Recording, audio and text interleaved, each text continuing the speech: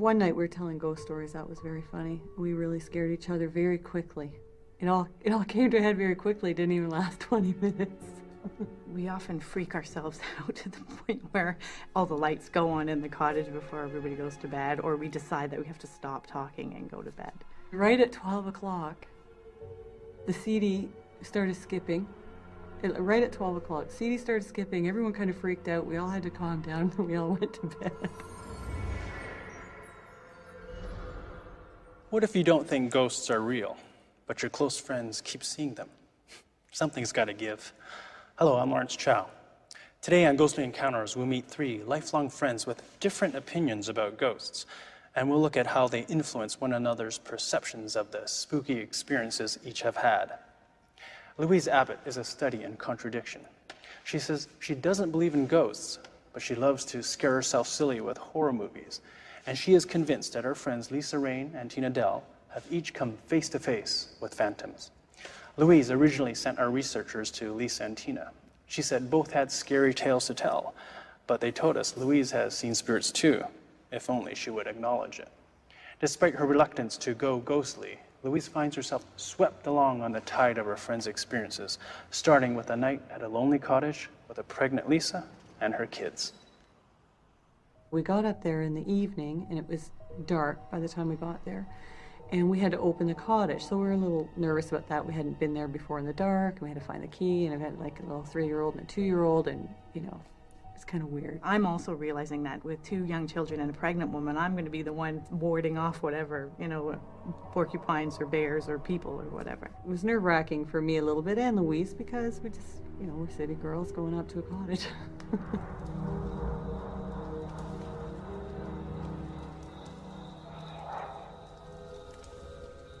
I start to read the story, and I'm reading, and my daughter pushes into me quite strongly. I was watching from the kitchen, and I saw this happen, and she's little, she's being pushed into her mother. Me again. And I looked down at her, and I said, "What are you doing?" And she said, "Someone's pushing me." So I leaned past her, and I said, "Well, stop pushing her." Treating it like it's another child or whatever. As I'm reading, I look over at the kids' heads at Louise. Louise and I were like, "Oh God." We're both like, and both of us looked at each other across the room. And again, we didn't say anything because we don't want to alarm the children or anything. But she was truly, to me, and what Lisa was feeling, it looked like she was being shoved by something.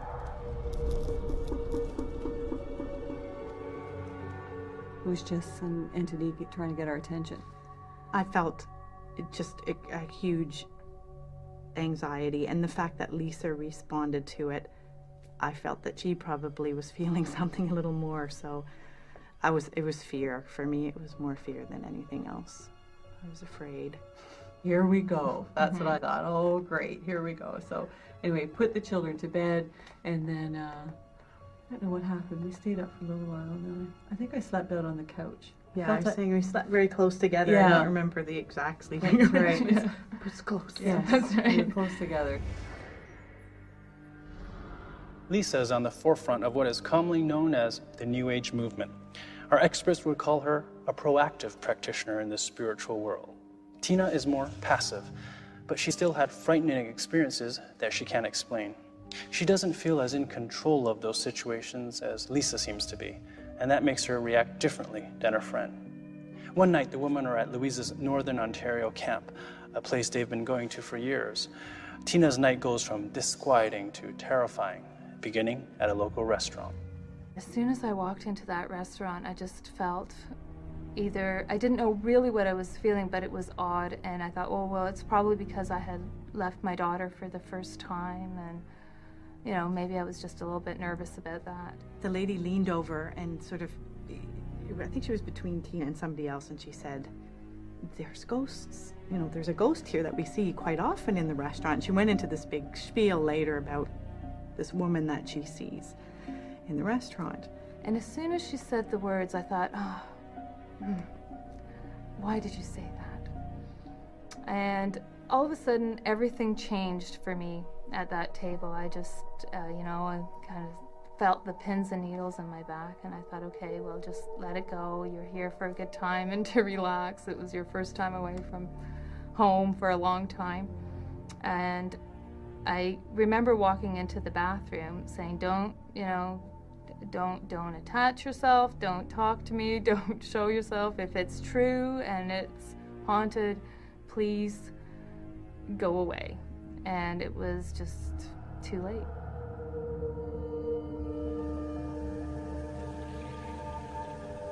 And I remember the washroom in there being really, really small, and thinking, oh, and I've got to get out of here. I've just got to get back to the table.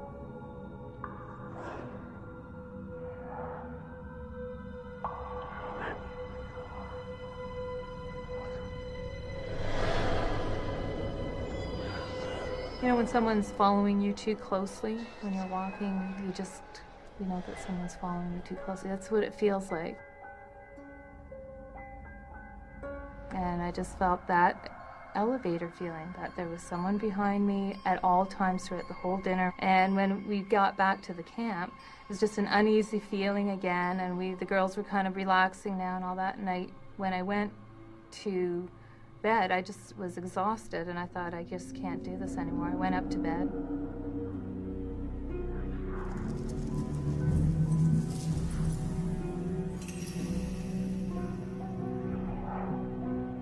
And all of a sudden, through either my own imagination, every window had this face in it.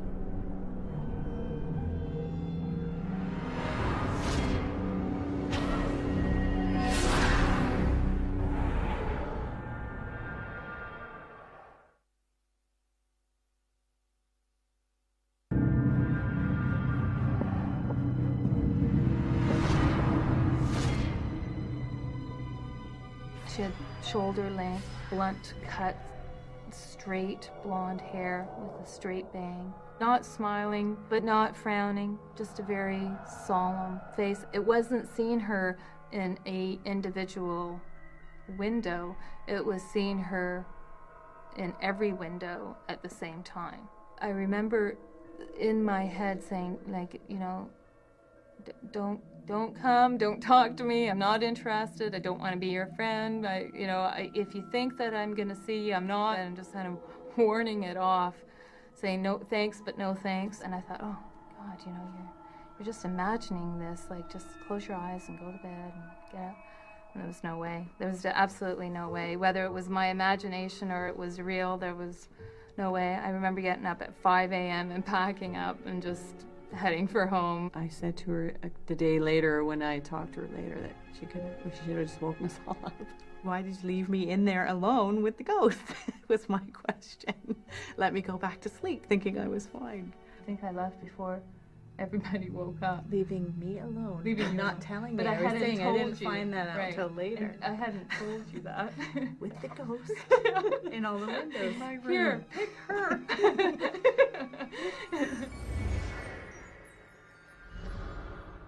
Even today, years later, Tina's fear brushes off on Louise, but not so with Lisa.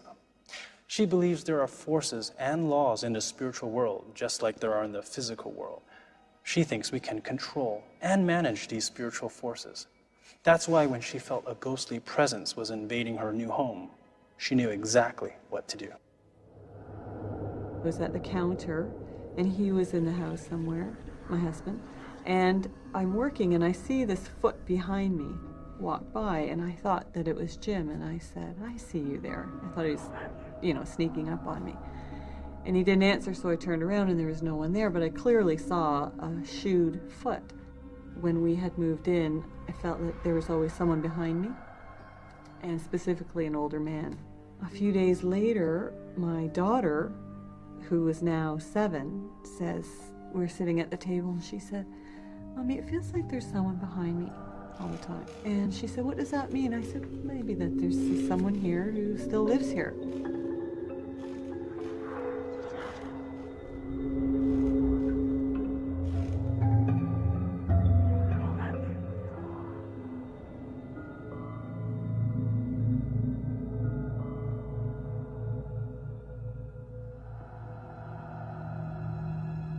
about 2 weeks after that, I'm again making dinner, and my husband wasn't home. The two older children, they come running down the stairs, white, afraid, yelling, "There's a scarf hanging in the hallway."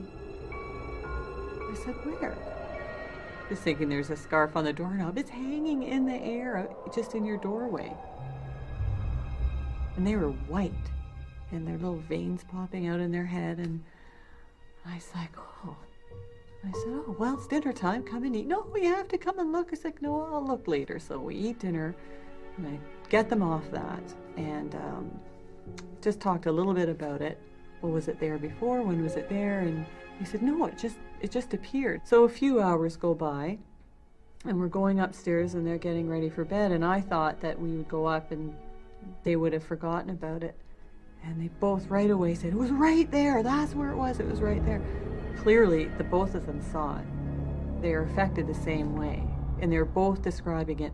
One wasn't saying she saw it or he saw it. They were both talking about it. So after that experience, and this is just all in a matter of a few weeks, then I cleansed the house with the sage and the sending of love and acknowledgement, and it's been quiet ever since.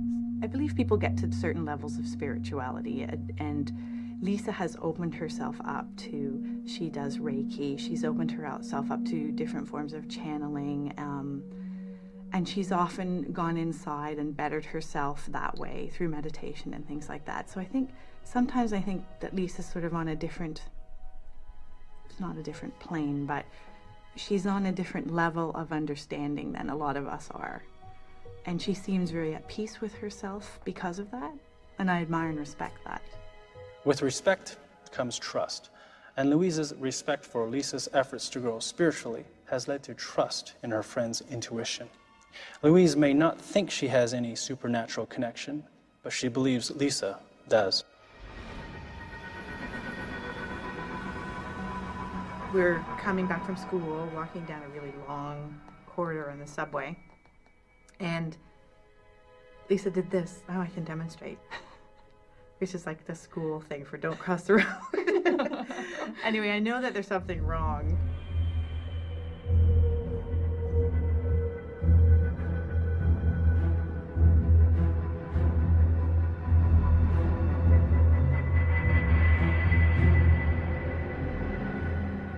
Anyway, she did that to me, and then she says, "My head, I'm feeling very tingly.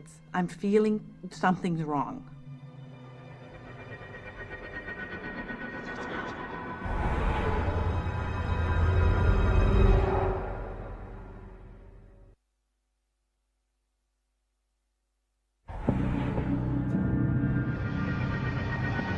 There's nobody, there's nothing around us until we get to the base of the stairs and I look up. My instinct is to get up there and not sort of be stuck in the corridor. And she's going the other way. So I'm like, come, we'll go up. It's okay, it's okay.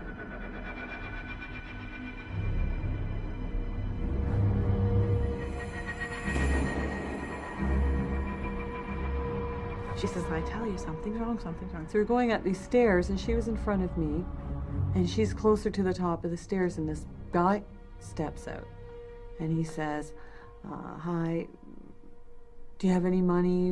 My brother and I are trying to get to go and see my mom," and he was high, and that was obvious. And then his brother steps out, so now there are two men standing very aggressively in front of Louise, who's now looking up.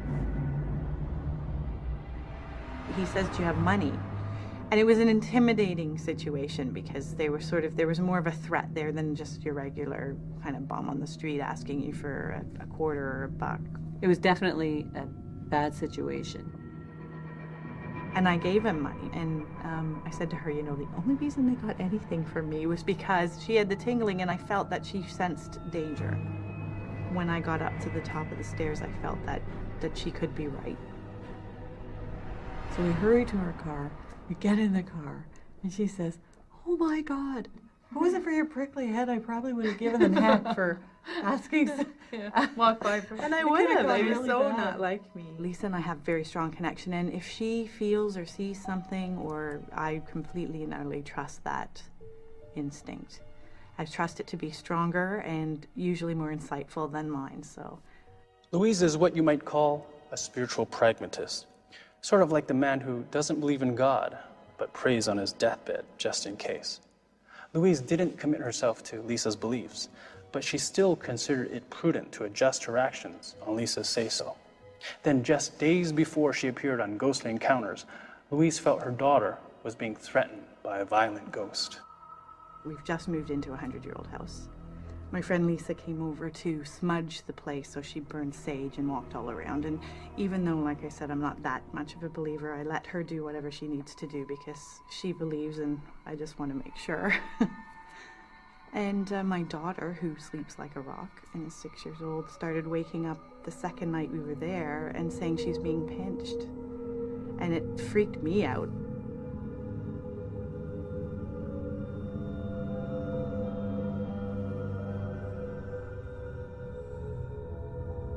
And I said to her, well, I think you must be dreaming. And she said, no, she's pinching me, she's pinching me. So then she said, come and sleep with me, Mommy. And I said, no, come in my room and sleep with me because I'm not staying in this room with you. And then the next night, she was sitting bolt upright in bed and she called me and she said she was being slapped and it was hurting her.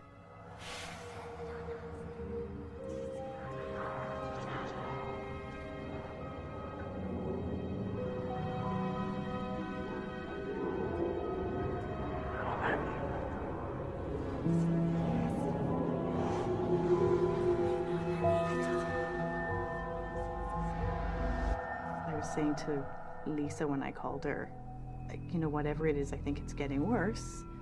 And, you know, I have to do something. So can you come over? And she couldn't, so she told me what to do. I did it.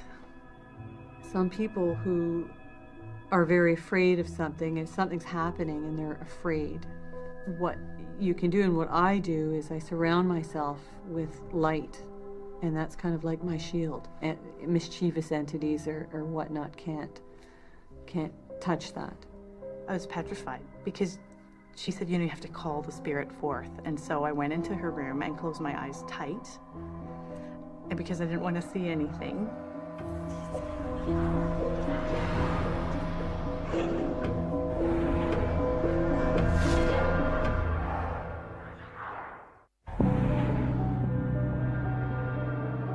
I did everything she said. I said, you know, you're not wanted here. You've got to go towards light. You've got to be free of the house. And then proceeded to visually fill the room and around the house with light. So that's what I was told to do, and I did. And it's to her benefit. We haven't had any awakening since. By her own admission, Louise is terrified of ghosts. And the last thing she would want to do is face one and tell it to get out of the house. But her fear was outweighed by her need to protect her daughter and by her trust in Lisa's advice. Still, though it seems that her friends have made Louise a believer, she's not completely won over. As quickly as I believe something, I can also, as with anything, I can sort of weigh it scientifically or what I would say logically, and I can sort of negate it. And so I have the balance of the two. I don't think Louise gives herself enough credit in terms of how she's doing in that realm. For instance, she says one thing but does another. On one level, she will explain this away, but she's the one who brought us here. Lisa says I'm block it, like I stop, and I stop it myself, as opposed to inviting the happening to continue. I push it back. And so I guess if I stopped doing that and opened myself up to it, I might expand the experience and potentially enjoy it, but I don't know. More layers that you can peel off with certain fears and things. I think it just becomes, you become more open to spot it, to see it. Everybody has those experiences, and the more open you are to them, the more you can shed that mantle of fear and just choose to put on a different mantle of love and acceptance, and that just being part of the wonderful experience. I find that Tina and Lisa are often very accepting. You know, they see things and they accept it as a positive. Whereas me with my horror movie background and addiction, if it's there to kill me. That's why I suppose I am a little afraid.